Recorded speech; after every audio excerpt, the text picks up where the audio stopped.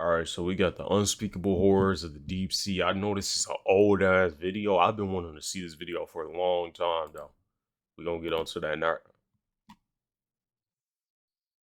You've probably heard me say that I'd rather eat 10 pounds of Popeye's biscuits with no drink than ever go out into the ocean. Well, I'd rather ride cross country on a bike with a hot grill for a seat than spend half a second in the deep sea. There's a lot of living nightmares and paralysis demons come to life if you sink deep enough. And the megalodon is not one of them. You'll often hear this thing about how the prehistoric apex predator never got discontinued, it's just chilling a step above hell in the abyss. This is cap. For three good reasons. One, there just isn't enough food to sustain a 60-foot you to the natural order. Two, if nature did keep the same jumbo jaws that peaked in the Pliocene, we at least would have seen a body by now. And number three, why do y'all want this to be alive so bad? I promise you there's way worse things down there. Like, I would evacuate my bowels if I ever saw a giga great white shark. But put me in front of a T-posing squid and I'm shitting more bricks than the entire city of Newark. The big fin squid is easily one of the most disturbing things alive as I'm saying this. It's a T-posing predator with arms estimated to max out at just under 30 feet.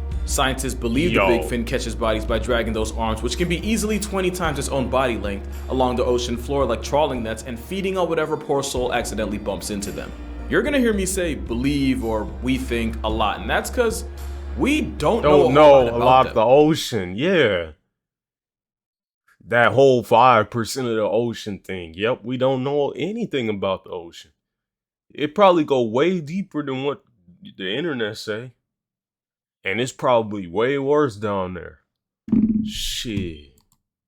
Almost every sighting and virtually every specimen studied were either juveniles or paralarvae. We have no way of knowing exactly what their final form could look like. For all we know, this could be Junior, and we just haven't seen Mama Big Fin yet. Who would have thought that just putting elbows on a squid would instantly turn it into the spawn of Satan?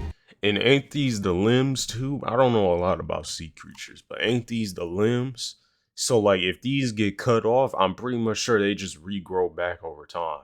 Oh, and if you thought the big fin was just this slow, passive floating predator, then you're seriously underestimating the ocean's ability to massacre your mental health. And if you're curious, this video was taken about 7,000 feet down in the Gulf of Mexico. But considering they're believed to be the deepest living squids at about 20,000 feet, I have a theory. This is a juvenile, and the big boys are the ones shacking it up down in the crotch of the ocean. But good news, the big fin probably only feeds on small fish and crustaceans. Bad news? There are squids big enough to beef with the biggest predators on the planet. And the biggest predator on the planet that isn't a disgraced former YouTuber is the sperm whale, which on its own would have to be one of the most traumatizing things to witness during their 2-hour hunting expeditions down in the deep sea. Well, the tankiest carnivore on Earth regularly runs fades with the giant squid. And by giant, we're talking about calamari growing to an estimated 40 feet long. Not only are they themselves predators that hunt using 20-foot tentacles, they're opportunistic cannibals that would 100% murk their entire family reunion for some calories. Now, nature high-key screwed up their character design. They have a donut-shaped brain and an esophagus running through it, meaning if they swallow something big enough, Wait, hold on. Character design. They have a donut-shaped brain. That's the thing's brain? Yeah. Brain and an esophagus running through it, meaning if they swallow something big enough, not only do they run the risk of choking to a flatline, they can also factory reset their entire personality through severe brain damage, which is why they mitigate this by shredding their victims with a razor-sharp beak and what is essentially a tongue with teeth, the radula. That beak is such a weapon that you'll rarely see a sperm whale that hasn't been tattooed during a struggle with a giant squid. And while the plus-size cephalopod usually loses in a war with the whale, they do not make it easy. But the most disturbing thing about them is that eye. Giant squids have the most physically imposing eye in nature, with it being roughly the size of a soccer ball. Contrary to popular belief, huge eyes don't exactly help it see further, but it does mean they're terrifyingly good at noticing objects giving off their own light, which is a lifesaver since when their biggest optosperm whale is on the hunt, modern-day Leviathan disturbs glowing creatures like jellyfish and crustaceans who flash in response. Having eyes as big as our heads means the giant squid can detect and use those flashes to avoid becoming a corpse. But that also means that if you ever go swimming in the Giga Squid's area code, the flashes you'd create mean that while you might not see it, the same animal that does its own kind dirty would know exactly where you are. And honestly, there's only one thing that could be worse than getting stalked by a school bus-sized headfoot. There's another squid with hunting tactics so spiritually upsetting, I'm not even gonna talk about it. I'm gonna go ahead and use a lifeline. The Humboldt squid. Yo, imagine being a squid, being just birthed, and then you just get flatlined by your own people. also known as the red devil. I'm Lindsay, by the way. Hi. Humboldt squid are found in the eastern Pacific Ocean, typically between 600 to 2,300 feet below the surface of the ocean. And their nickname comes from the way they use their pigment cells called chromatophores to communicate. You're probably familiar with chromatophores through videos of different cephalopods using them to change color, blending into their surroundings, and even dreaming. And Humboldt squid notably use them to turn bright red when they're aggravated, hence the nickname Red Devil. It's very on brand. They're also extremely predatory and have been known to act aggressively towards scuba divers on rare occasion, which becomes a bit more terrifying when I tell you that they can get to 8 feet long and 100 pounds. Now you might be thinking, Lindsay, that is not that big. What about the giant squid and the colossal squid that can both get to like 40 feet long? What? I don't know how the fuck people be eating squid, bro. I just don't. That shit looks disgusting. I don't even know why you would want to eat that too. When they have that ink, like, fuck no. I haven't told you the best part yet. The Humboldt squid is known to live and hunt in groups of up to 10, no, up to 100, no, 1,000, yes, in groups of over 1,000. 1,000 squid. That's about 990 too many if you ask me. While hunting in these groups, they use their chromatophores to communicate with each other, coordinating movements and attacks, allowing them to take down larger prey, dragging them into the depths until they go unconscious. Scientists have identified some of these communication patterns, as you can see in this little chart, but still don't know exactly what any of them mean. But regardless, that sounds like one of the worst ways to be unalived in the ocean. Oh wait, this isn't a TikTok collaboration. That sounds like one of the worst ways to die in the ocean. So as you can see, whether it's being confronted by a Humboldt block party or squaring up with a live action Kraken, there are many aspects of the deep sea that end up with you putting your therapist up a tax bracket. And a lot of that's because of this cute little thing known as deep sea gigantism. The idea that the cold temperature, the dissolved oxygen, and the lack of pressure from predators allow some animals to escalate to the biggest and most terrifying versions of themselves. Exhibit A, the Japanese spider crab, which can measure 12 feet across from claw to claw and weigh as much as a human toddler. Only thing worse than a giant spider crab is a giant crab spider. This is an Antarctic sea spider, a dinner plate sized demon spawn that hunts by sucking the life out of its prey through its proboscis. Now technically, they're not actual spiders, but also I imagine most people watching technically don't give a especially since this one looks like it identifies as a face hugger. Then there's a giant isopod, which is essentially an aquatic cockroach big enough to be cradled like a baby. No clue why you would though. And if you're looking for a truly supersized animal crossing, the oarfish should be on your list. The giant oarfish can grow to well over 30 feet long, and there have even been claims of those in the neighborhood of 50 feet. Proof that back in the day when we had stories about sea monsters, they weren't lying, they just didn't have all the names yet. Also, if you caught that pun earlier, we're friends now. But with deep sea gigantism and the endless expansive ocean acting as a canvas for Shaitan to practice his art, if you dive deep enough, there be monsters. For example, this isn't an animal. It's a group of animals joined together in something like a hive mind. So we're not talking about it. We're talking about them. And siphonophores like this come in many forms. Like the Portuguese man o' war armed with venom to ensure that the excruciating experience of meeting one is permanently etched into your brain. And there's a Priodubia, a giant siphonophore that can flex a total length of up to 160 feet.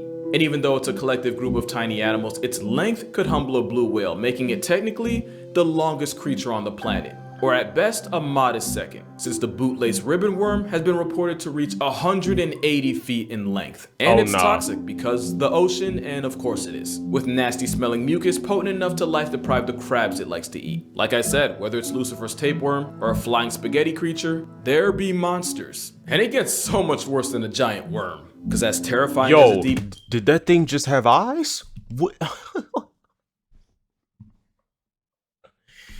Yo, bro. There be monsters. And it gets so much worse than a giant worm. Because as terrifying as a deep sea is, it's also nasty. And there might not be anything more repulsive than the hagfish. This loogie linguini feeds on the rotting corpses and carcasses that sink down into its domain. And since they don't have any actual teeth, the graveyard guppy feeds by sliding into an opening and eating the decomposing body from the inside out. And you would think that something that eats like a casket wouldn't have to worry about getting put on a plate itself. Again, you're giving the ocean too much credit. As self-defense, the hagfish will sweat buckets of slime, a phlegm jacket that's thick enough to clog the gills of anything hungry enough to F around and unlucky enough to find out. To the point where this is the endgame of a truck transporting hagfish on the highway, crashing. Now, you've definitely seen this picture before, but have you ever stopped and asked yourself what they were doing there in the first place? You remember how I said nothing that eats like a hagfish should ever have to worry about getting eaten? Well, simple. For these hagfish, their final destination were dinner plates in Asian countries such as South Korea, where they're considered a delicacy. Now, I'm not one to judge other cultures, but we seem to have a habit of constantly trying to eat all the things nature went out of its way to tell us not to.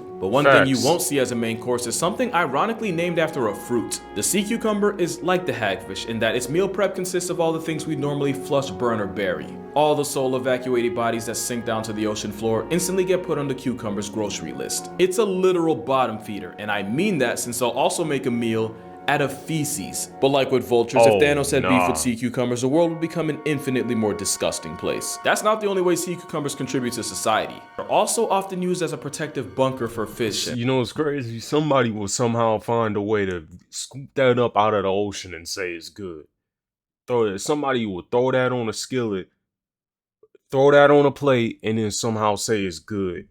Well, let's just say they break in through the back door. Oh yeah, it's a violation of the highest natural order. Whoa! It gets worse when a pearlfish decides to have a playdate right next to its prostate. I don't even know if they have a prostate, but you get what I mean. And if that makes you uncomfortable, here's an ad to give you time to mentally prepare for what's next. This adorable little guy is known as a basket star. It's a type of brittle star and an echinoderm, which actually makes it a close cousin of the sea cucumber. If you ever learned about fractals in geometry, then that's why the repeating pattern of branching arms might look familiar. It's also why the US is really wasting $20 billion a year looking into space, because the real ET is happening right here. Because of the unsightly way basket stars get from A to B, they've also earned the nickname sea snakes. I feel itchy all of a sudden. However, even though it looks like something Lucifer would use to pleasure himself, they eat mostly zooplankton and are pretty much harmless for the most part. And honestly, that pretty much describes 80% of the nonsense in the deep sea, only really harmful to your peace of mind. Like take the frilled shark. Having been around for 80-something million years, not only is the frilled shark a living fossil, it's likely nature's rough draft beta version of sharks today. Also, don't let this video fool you. They can grow to a respectable 6 feet long. Also, they can be pregnant for 3.5 years, which honestly makes about as much sense as everything else down there. And in terms of your mental health, the frilled shark is pretty harmless until you look them in the mouth. The devil's fleshlight has hundreds of needle-like teeth to ensure that anything that gets caught in there doesn't get a second chance to pursue happiness. And for a shark that's been around long enough to have attended Saturn's wedding, I don't know why, but every picture of them looks like they're struggling with their own existence. Like I said though, they're not a threat to humans. But like I also said, therapy ain't cheap, so if you don't want to end up on a couch, don't look a frilled shark in the mouth. But yeah, you'd be surprised at just how many types of sharks you'll find in the same neighborhood SpongeBob got stranded in that one time. You have 20-foot sleeper sharks that are somehow able to use stealth to just spawn and inhale sustenance like a water Kirby. Speaking of sleepers, in 2015, a Pacific sleeper was recorded in the Solomon's Island. Why is that important? Well, its home address was right under an active volcano, proving that if any animal had plot armor, it'd be sharks. Then you have the ghost shark, which, okay, yep, you got me, isn't an actual shark, it's a close cousin known as a chimera. The ghost part though, that's on brand. They kind of remind me of the dry bones fish from Mario. The ghost otter shark doesn't even have the teeth you'd expect it to have, but instead they have plates that they use to grind up food. But since nature's constantly overcompensating, chimeras do have venomous spines that are harmful to more than just your mental well-being. But by far the weirdest all thing about these niggas down here is OP. What the fuck? All these niggas OP. them, chimeras have a tenaculum They all got overpowered stats on their forehead. A tenaculum is a reproductive organ, meaning this fish has on his forehead. Venom and that aside, this fish fresh out of Tim Burton's Wet Dream is actually pretty cool looking. And I'm just gonna say it, I think they're cute, and I'm perfectly fine with standing on that hill alone. However, I don't think you'll find a single soul on this next shark's hill. Feast your eyes on the Goblin Shark, a demon dog-looking fish with a mouth that snaps like nobody's business. They're rarely seen, but are known to live in oceans all around the world, at depths of up to 4,200 feet below the surface of the ocean, and are estimated to get to 18 feet long, which is really big for a deep-sea shark. You might have seen videos online of their jaws just fully ejecting from their brain case in a process called slingshot feeding. It's kind of what they're known for. Their upper and lower jaws lunge forward away from the skull, engulfing their prey. I know it probably seems ridiculous and almost alien, but it's actually not uncommon. Most fishes have jaws that aren't entirely attached. One might argue that the goblin shark is the most extreme example of this look, until you see a video of the sling jaw wrasse, who use suction feeding to snatch up their prey. They look like they have a trombone stuck in their mouth. Goblin sharks have a particularly long snout, and it's not for nothing. They have sensory structures, pores all over it that help them locate their prey, like squid, fish, and crustaceans. And I am personally grateful I am not a squid, fish, or crustacean. Yeah, goblin's the right word for the only shark in the world with a receding gum line. But you gotta admit, yeeting your own jaw to catch calories is pretty metal, and you're gonna find that a lot of the creatures rolling in the deep have evolved some of the most creative ways of bagging groceries. Yo, is that a Probably nigga the leg? most popular is the fish that nearly turned Nemo into an orphan. The anglerfish has two defining personality traits, and one of them is that fishing lure hanging right in front of those life-canceling jaws. That light actually comes from bioluminescent bacteria shacking up inside a modified fin. So when a bite-sized light work swims up to the light thinking it just cops some easy protein, the angler ensures that some fish out there never sees its father again. The other That's that one fish that got the light on his forehead, right? thing anglerfish got clout for is their mating habits. I'm not gonna get into it, just know that if your marriage looks anything like theirs, you're gonna need both a divorce and a restraining order. And you know what? Intensive therapy on top of that, extra-friggin-diciously. Nemo's paralysis demon isn't the only deep-sea creature to weaponize light. This distinguished gentleman is known as the stoplight loosejaw, and his defining trait is that it uses a red light to hunt, which turns out to be a massive cheat code, since the longer the wavelength of a color, the less energy that wavelength has, and the faster it gets absorbed by water. And since the color red has the longest wavelength out of all of them, it's the first one to get absorbed. This is why red light can't reach the deep sea, and the animals living in the abyss that are red actually appear black, which makes it easier for them to hide from predatory smoke. But with a stoplight using red as a searchlight, it's pretty much cracked at this version of hide and seek. Not to mention, since most of the life down there can't even see red, it's able to catch bodies while also not giving up its location to predators or the prey it packs up. This fish really evolved a whole wall hack and a real-life invisibility cloak. Tell me that ain't crazy. And that freakish overbite ensures that once prey is found, it's lost. Forever. But why hunt prey when you could just sit and wait for it to come to you? That's the entire playbook for the deep sea lizardfish. Just look at that smile. You know he's on nefarious timing. And at over 2 feet long, they earned the title of being one of the premier apex predators of the deep sea. As a habitual camper, they lie waiting for life to pass them by before they lunge and use hypodermic needles for teeth to cancel it. And with apex standing for anyone providing smoke gets extinguished, lizardfish don't hesitate to turn their own kind into coffin fodder. And with the whole point of those teeth being to hold struggling, panicking, of course. Because them niggas can't move around anyway.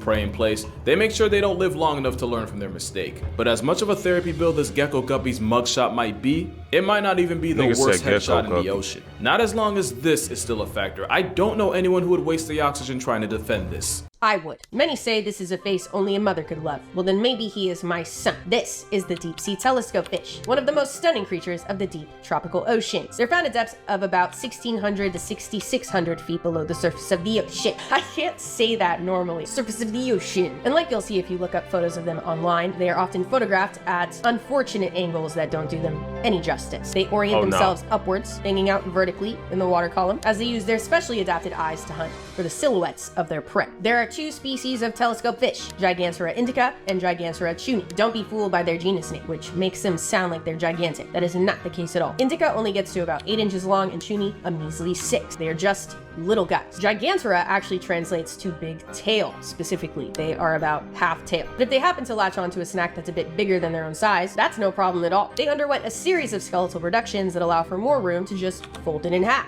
That's right. They are expert folders. In 1925, scientists found a 5.5-inch long viper fish inside the stomach of a 3-inch long telescope fish. They described it as neatly folded, an incredible quality possessed by the lovely telescope fish. Yeah, I'm sure if we gave it Blistex and a hairline restoration surgery, he'd be cute, but that's just me. That being said, there's a lot of pretty dope things just chilling in the deep. Take the barrel-eyed fish, the fish with a transparent head that means it can spot ops or prey directly above it, thanks to those two green gummy-looking orbs that are actually its eyes. Or the ultra-rare giant phantom jellyfish, equipped with 30-foot arms that makes this ET understudy the length of a whale shark. And when I say rare, I mean this jelly's only been seen like 100 times in the history of mankind, so the fact that you're watching this right now is kind of wild. Then you have the deep-sea Dumbo octopus that copes with stress by turning itself into a ball to discourage predators from eating it. And if this right here looks familiar, yeah, right to his thighs.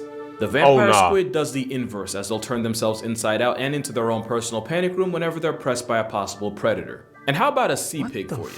Take everything I said about sea cucumbers and forget it for a second, because Honestly, they're just really cute in a way I can't fully explain. But it's not hard to see what makes this squid instant serotonin. Rosia pacifica, or the stubby squid, is actually more like a cuttlefish. It's also a cuddly fish, and it's nature's apology letter for the sheer trauma it saturated the ocean with. It's actually real, and those arts and crafts looking eyes help it catch prey on a nocturnal schedule. It's also important as an environmental indicator, since scientists will often study their responses to changes in water pH and use that to determine how polluted the water is around them, which you would think would earn this anime octopus the respect of the scientific community. Well, you'd be wrong. There's a video where some scientists found one, and let me just say, not even Hiroshima got roasted that hard. But that's gonna do it for this video. Make sure you go ahead and drink water, hug your moms, go subscribe to Lindsay's channel, link will be in the description. Shout out to Lindsay for being in this video, and I'm gonna see y'all in the next one. It's like they look fake, like Davy Jones. They look like googly eyes. They look like they just painted them on. Yeah. It looks so fake. So some other aerobic team just came before and just left it here. It's like some little kid dropped their toy. Trash. Oh man. He's awesome though. He is awesome. That's a good focus right there. Seriously, Great what's with focus, eyes? Justin. It's freaking me out. I want to see him move. Yeah. Do something. Do something. Flash your lights. It's a good video, bro. That is a good video.